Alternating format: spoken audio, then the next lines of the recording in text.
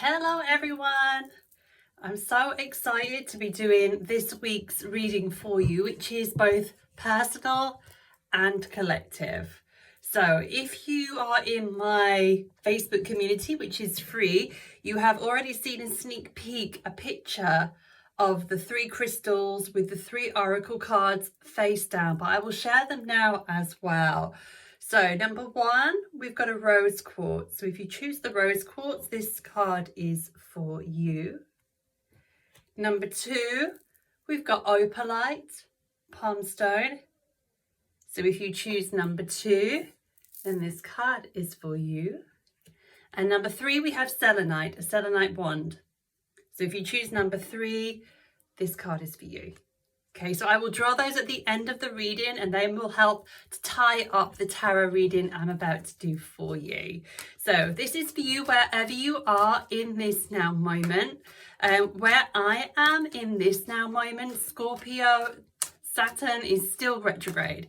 So Scorpio's on my mind. You'll hear why in a moment. So Saturn is still retrograde, which is stationary right now and due to go direct in 2 weeks. So if you are finding that people are really annoying you, if you're seeing people have massive arguments, these are karmic relationships, these are karmic contracts showing us where we need to let go of people and or patterns within ourselves. So if you are falling out with people, if you're having fights with people, what is being shown to you? Are you people pleasing? Do you have a low self-esteem? Are you easily angered? Are you always feeling guilty? Are you always feeling resentful? What is coming up for you that's ready to be shared, that's ready to be sort of drawn out of your field and replaced with something of a higher vibration? It feels really uncomfortable. If you saw one of my last videos, one of my recent ones about relatives, family, you'll know that I've been experiencing this as well, and I feel you, I really do. Remember also Mars is squared Neptune, so it's a difficult time to move forward. It's retrograde season anyway, which is always a hard time to move forward. So Neptune with its illusions, its deceptions, its away with the fairies-ness, may be preventing you from moving forward. So play around with concepts, play around with ideas. I've had this come up myself with my website. I'm desperate to get it all finished so I can present it to the world. And oh my God, I keep having these struggles with it. So I must remember that myself as well when I get frustrated. So what tarot cards are coming up for us this week? Let's see. The Call. This is a card of stepping into your life purpose. So guys, the stuff that's coming up right now, these karmic arguments, these karmic fights, they are about making us shed our skins of things that aren't serving us anymore so we can step into our calling. It's a blessing in disguise. So if people or habits need to fall away, let them fall away. It's really uncomfortable, but it's a really powerful couple of weeks where we can just free ourselves of all this stuff. One of my favorite healers has got in contact with me the past few days and says we need to work together because my higher self needs to go up and there's a couple of things that are holding me back. So it's really exciting. On the other side is your calling, is your purpose. And I feel like we all want to step into that a little bit more. The 7 of Air.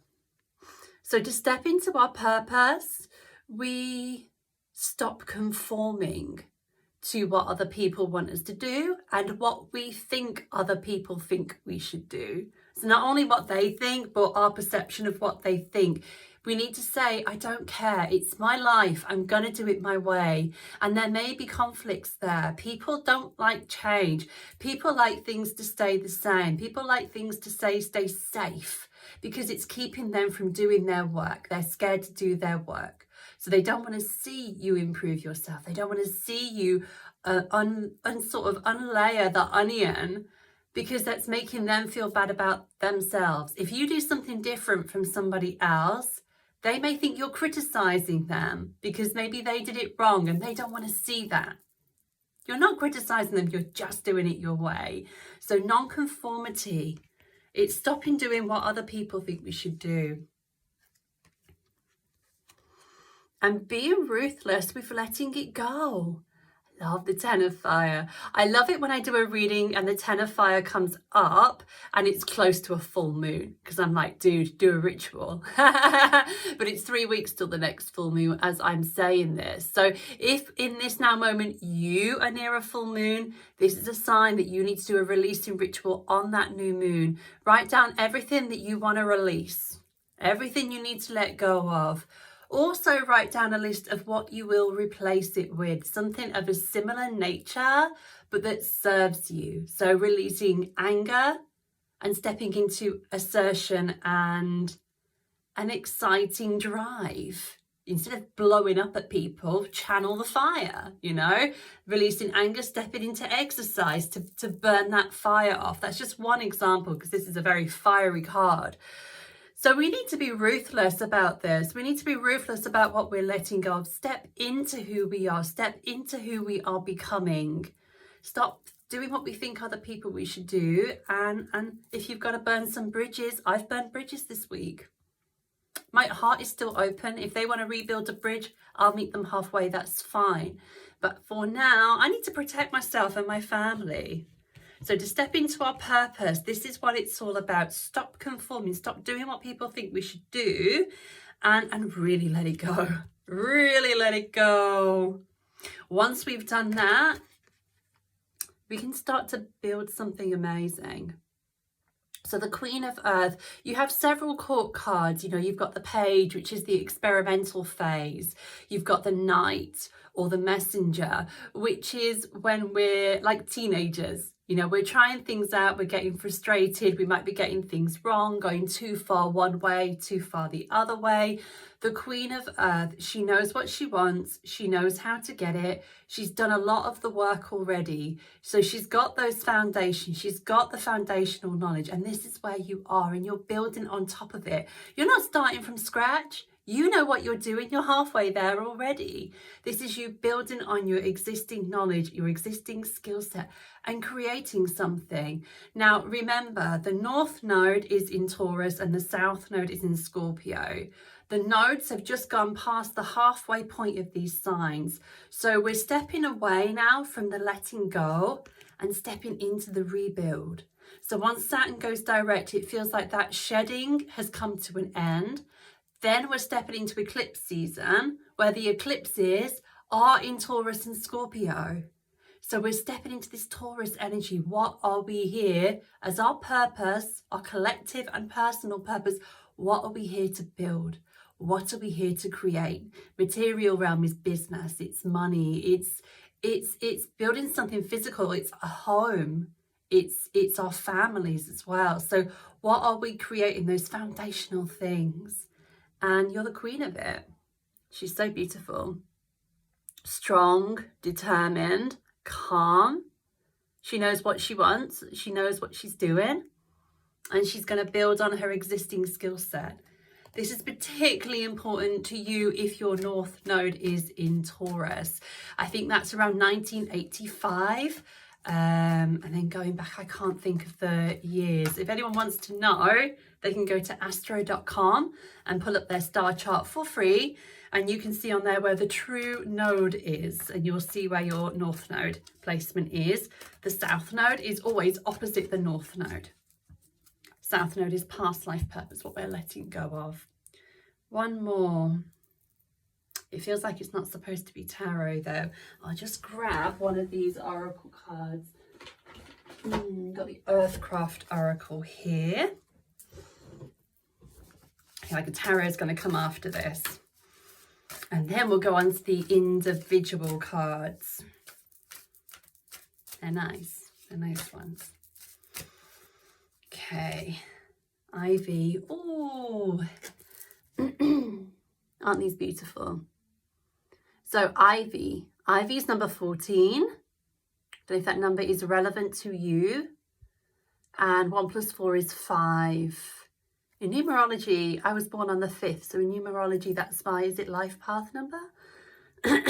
So Ivy is all about spreading the love. It's community. Ivy is like that person that everybody goes to, that everybody seeks advice from. She's always got the kettle on and she's there with a listening ear. So Ivy is about being the center of a hub, if you like, and people come to you and you share what they need and bring people together. I think that sits really beautifully with this card. Are you thinking about building something? Maybe it's what we're all here to build. I'm working with something really cool at the moment where we're creating an alternative healthcare system within our community, within our town and county. So it's like the Queen of Earth energy and the Ivy energy. So she's there and she's grounded. She's already done a lot of the work. She's already got a lot of the skills. This is you too. And then Ivy, she starts drawing the people to her. Through doing what she does, people are drawn into her and she's able to live her purpose. You know, I always say this, you're always working your purpose. You're always living your purpose. Does it look the way you want it to look? Could you make it a little bit different in a way that you might enjoy it more? But you're already living your purpose. Tarot card, and then we'll go on to the personal ones. The Tower. So to step into your call, to step into non-conformity, to let go of what doesn't serve in a very strong way, to step into our power, create something on our existing foundations and bring everyone in. We gotta let go of the stuff that doesn't serve, guys. The Tower card is allowing everything around us that does not resonate to fall. It's holding you back. Can you do it? Are you ready? Eclipses will help bring this in. But you can do it now. What isn't serving you anymore? Thoughts, beliefs, behaviors, relationships. The relationships might improve once you release these things and they have time to get used to it. You're no longer playing the part that you used to play. It can take people a little bit of time to adjust. So the Tower is letting it fall away. Are you ready? Okay, so then we've got the 3 oracle cards. So if you chose number 1, this is for you. Number 1 is the rose quartz. You're not alone. This is Gemini energy. I don't know if that is relevant to you, if you are Gemini, or if you have siblings that are close to you or were close to you. You're not alone is the card of feeling isolated, of needing that physical connection that we all need, and reaching out to your community. Who do you know? It's interesting, when we have these karmic situations come up, normally it's 1 or 2 people that have got a bee in their bonnet about us, but they only represent about 10% of who we know. We focus on that 10%. What about the 90%? Rather than focus on that uncomfortable situation, let it go and draw in the 90%. Who is it that resonates with you, or who accepts you for who you are, even if they don't understand? Reach out to them. Just because things are falling away doesn't mean everything's falling away. What around you does resonate with who you are? Who around you will support you in becoming who you are? Stop focusing on those people that don't like it. They're the ones that have got the deepest wounds, and hopefully they'll come back one day and ask you for help. But for now, reach out to people siblings, people who feel like family.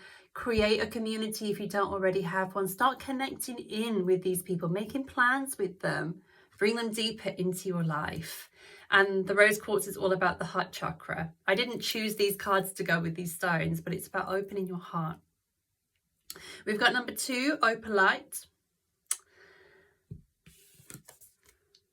The void. Loads of people chose this one on my Facebook community. The void. So this is about stopping. It's about embracing winter. We are, as where I am, stepping into winter soon, and the great cosmic womb. So right now there's things happening around you And there's nothing for you to do but let it happen. Stop resisting it. See it as, in my membership community, we call this the goo. You got the caterpillar, you got the butterfly, and in the middle, you got the goo. And the caterpillar creates the chrysalis and goes within and emerges a butterfly, but in the middle, they're goo. And that is a part of the process. So can we accept, staying home, going within, and allowing life to happen while we rest and be still, because all the answers are within us, all of them. Outside is just a distraction. So it's a call to go within, meditate, self-care, get plenty of sleep, maybe binge watch Gaia or Netflix if you need to, read some books, do some studying, go within, the void. It's a valid place to be. If it wasn't for the void, if it wasn't for the goo, we'd have no butterflies. Okay, number 3, the selenite. Selenite wand. You've got the love. This is Adarian energy, codependency, and about boundaries. So are you in a codependent relationship? This is a massive buzzword right now. I'm codependent, I'm codependent, I'm codependent. I'm not sure if everyone knows what it means. If you break it down, codependent, it means that you depend on each other. So you're in a relationship with somebody and you need them to need you. And they need you to need them. You validate each other rather than validate yourself and meet in the middle in love. Not having strict boundaries can do this, where you're always trying to please the other person, and rather than please yourself, you're overgiving to them. So stronger boundaries will help, and validating yourself, getting your self-esteem from yourself through affirmations, through self-care, through not being afraid so much, coming into a place of safety within yourself so you're not getting that safety from somebody else. This may then help you step into the 7 of air, the non-conformity, not doing what you think other people want you to do. Because when you've got boundaries, you do what you want to do. When you're codependent with no boundaries, you're always trying to please the other person and you can't step into your true self, your true nature. So start to let go. Start to let go of that codependent pattern. Stop needing to need people so much, a particular person maybe, and that will make you a lot stronger. That will make you a lot stronger. So the Tower, start to let that fall away. Do some journaling on it. Do a little bit of inner work on it and see where you get with it. So really exciting week. I really hope that helps. I'll share images of that on the free community. So I'll share a picture of them together today so that you can see them if you come over. I'll probably do the same next time. I love doing these personal readings and I hope you enjoyed it too. And I'll see you next time.